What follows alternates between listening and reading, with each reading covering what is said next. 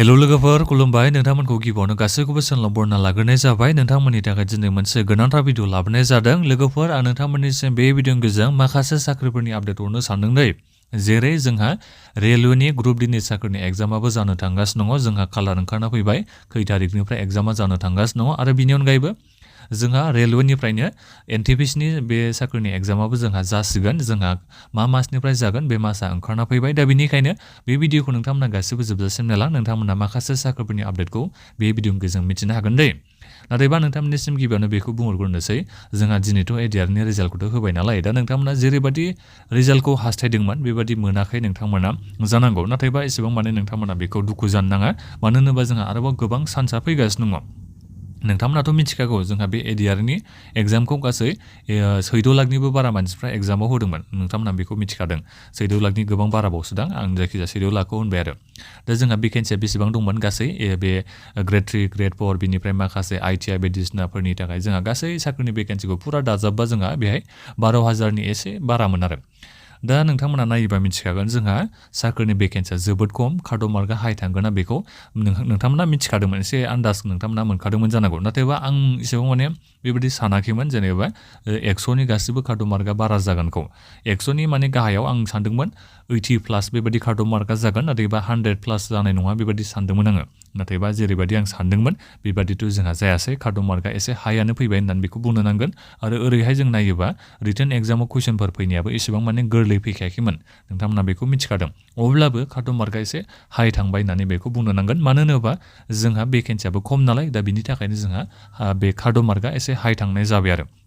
दा जिखियानो जाया मानो नोंथांमोना सोर पास जाखो जोबोद मोजांनि बाथ्रा नोंथांमोना फैबाय थानाय माखासे जेरै जोंहा इन्टारभिउ जानो थांगासिनो दं कम्पिउटार टेस्ट जानो थांगासिनो दं बेफोरनि थाखाय रेडि जानानै थाबाय थाबानो जाबाय नोंथांमोना समाथ' फैगासिनो दङ नैबे माबानिफ्राय जुनाव जोंहा इन्टारभिउ बायदिसिना जागोन होननानै जों खोनानो मोननाय जादों दा बेनिखायनो नोंथांमोना रेडि थाबाय थाबानो जाबाय जायफोर नोंथांमोना पास जानाय नोंथांमोना जोबोद मोजांनि बाथ्रा नोंथांमोना पास जानो हाबाय नाथायबा जायफोर नोंथांमोना पास जानो हायासै नोंथांमोना एसेबां माने दुखु जानो नाङा मानो होनोबा जोंहा नैबे रेलवेनि ग्रुप डिनि साख्रिनि जोंहा एप्लाइथ' जोबनानै थांबाय आरो जोंहा एग्जामा माला जागोन बेनि डेटआबो ओंखारना फैबाय दे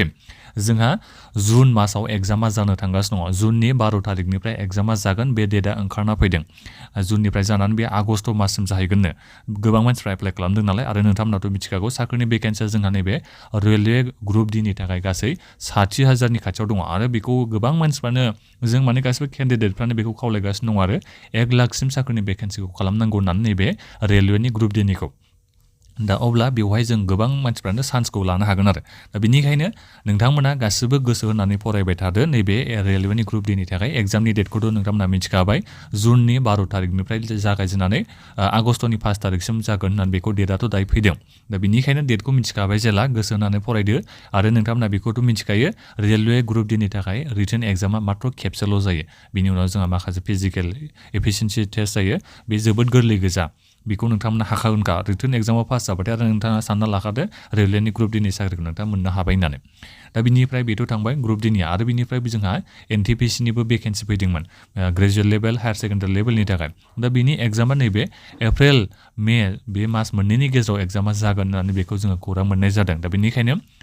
खौरां मोननाय जादों माने जाखागोन आरो नैबे एप्रिल मेनिफ्रायनो जोंहा नैबे रेलवेनि एनटिपिसिनि साख्रिनि जोंहा एग्जामा जागोन रिटेन एग्जामा बेखौ मिथिना ला कम्पिउटाराव जायो बेखौथ' मिथिखायो नोंथांमोना दा बेथ' जाहैबाय बाथ्राया आरो बिनि अनगायैबो जोंहा गोबां भेकेन्सि फैबावगोनसो जोंहा बे फुड कर्परेसन अफ इन्डिया बिनिफ्रायबो जोंहा भेकेन्सि ओंखारना फैगासिनो दङ दै दा बेनिखायनो नोंथांमोना आसाम गभर्नमेन्टखौथ' मिथिखाबाय कार्ड मार्कआ एसेबां हाइ थांगासिनो दङ दा बेनिखायनो आसाम गभर्नमेन्टनि अनगायैबो नोंथांमोना सेन्ट्रेल गभर्नमेन्टनि साख्रिफोरनि फारसे नोंथांमोना एसे एसे फकासखौ एसे लांबानो जाबाय नोंथांमोना मानो होनोबा आसामाव आरो एसेबां माने भेकेन्सि ओंखारनाय नंखाला जेसेबां ओंखारनांगौमोन बे ओंखारखाबाय फैबाबो एसे जोबोद खम भेकेन्सिया फैनायनि गोबां चान्सआ दङसै आरो दा बेनिखायनो जोंहा सेन्ट्रेल गभर्नमेन्टनिफ्राय जेरै एसएससिनि बे जिडि बिनि थाखायथ' भेकेन्सिया जोबोद बुरजा फैयो नोंथांमोनाथ' मिथिखागौ 30,000नि बारा भेकेन्सियाथ' थाखायोआनोखा बोसोरफ्रोमबो माने 30,000नि बारा भेकेन्सिया थाखायो मालाबा 60,000 गाहाम भेकेन्सि फैलायलाङो नैबे एसएससि जिडिनि थाखाय जायनि थाखाय नोंथांमोननि फरायनाया मात्र मेट्रिक पासल' जानांगौ दा बेनिखायनो नोंथांमोना बेफोर एग्जामनि फारसे बेफोर साख्रिफोरनि फारसे नोंथांमोना गोसो होलायदो आरो सेलारियाथ' गोगोम मोनखायो नैबे SSC GDयानो जा बिनिफ्राय सिजिएल बायदिसिनाथ' आरो गोगोम जाखायोखा दा बिनिखायनो नोंथांमोना सेन्ट्रेल गभर्नमेन्टनि साख्रिफोरनि फारसे एसे नोजोर होलायदो बेहायसो माने एसे चान्सआ दा बांसिन दङ होननानै बेखौ बुंनो नांगौ नैबे आसाम सरकारनिफ्राय आरो बिनि अनगायैबो जोंहा बिटिआरनि दाख्लै जोंहा ग्रेड 3नि माबायाथ' एप्लाइआथ' जोबनानै थांबाय बेखौथ' मिथिखागौ नाथायबा दासिमबो खौरां गैया एग्जामा माला जागोन जेबो डेटबो ओंखारना फैयाखै जेबो आरो रावबो माबाफ्राथ' बुंखायानोसै सरकारनि मानसिफ्राथ' रावबो जेबोथ' आपडेट होखायानोसै नोंथांमोनाथ' मिथिखागौ बिटिआरनि साख्रिनि कन्डिसनखौ एग्जामा जागोनबाबो बियो सप्तासे सिगांल'सो नोंथांमोना आपडेट मोननो हागोन बिनि उनाव लोगो एग्जाम जागोन ओरैबायदि अयनायद्राय आरोना एसे बिथांमोना आपडेट होलायोबा मोजां जागौमोन आरो सरकारनि मानसिफ्रा जेनेबा नैबे मासफोराव जोंहा एग्जामा जाहैगोन बेफोरबायदि खौरां हरनांगौमोन जेबो आपडेट गैद्राया आं बेखौ नोंथांमोननिसिम बुंहरनाय जादों जेबो आपडेट मोननो हायाखै आरो बिनि अनगायैबो नैबे जोंहा दाख्लैबावो बिटिआरनि बे ग्रेड 4नि जा इन्टारभिउ जानानै थांबाय दा बिनि रिजाल्टखौबो माला होगोनथाय जेबो खबर गैया आरो बिनिफ्राय फरेस्ट डिपार्टमेन्टनिखौथ' आरो एसे गोबाव सम लाखागोनखा बेखौ नोंथांमोना दायो मोनगोन ना आसा खम बे ग्रेड 4नि जा इन्टारभिउ जानानै थांनाय बेखौनो दासिमबो रिजाल्टखौ होआखैबा दा बे फरेस्ट डिपार्टमेन्टनि साख्रिनि जा रिटेन एग्जाम जानानै थांबाय दा बिनि रिजाल्टखौ मोनगोना जोबोद आसा खम आरो दा बिनिखायनो नोंथांमोना एसे नेबावनांसिगोन जिखियानो जाया मानो आं नोंथांमोननिसिम बेखौ खावलायहरदों आरो नोंथांमोना एसे हायोबा दायो सेन्ट्रेल गभर्नमेन्टनि माखासे साख्रिफोरनि फारसे नोजोरखौ एसे बांसिन लाबानो जाबाय नोंथांमोना दायो जोंहा बे नैबे स्टेट गभर्नमेन्टनिफ्राय आरोबाव माने साख्रि भेकेन्सि ओंखारबावगोना जोबोद चान्सआ खमसै आरो माने बुरजा फैखानाय नंला बेखौ नोंथांमोना गोसोआव लादो नोंथांमोना नुनो हागोन जा साख्रिनि एडभार्टाइज फैयो जोबोद खम फैगोन आरो दा बिनिखायनो नोंथांमोना सेन्ट्रेल गभर्नमेन्टनि फारसे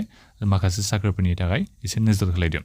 दा बे भिडिअनि गेजेरजों नोंथांमोननिसिम बेखौनो खावलायहरनाय जाबाय सोर पास जानो हागौ एडिआरनि दिनैनि रिजाल्टआव नोंथांमोना भिडिअखौ बक्सआव कमेन्ट खालामबानो जाबाय बे भिडिअखौ गासिबो शेयार खालाम आरो बेबायदिनो नोंथांमोना भिडिअ मोननो हायो बिनि थाखाय नोंथांमोना गासिबो चेनेलखौ साबस्क्राइब खालामनानै लाबानो जाबाय गोजोन्थों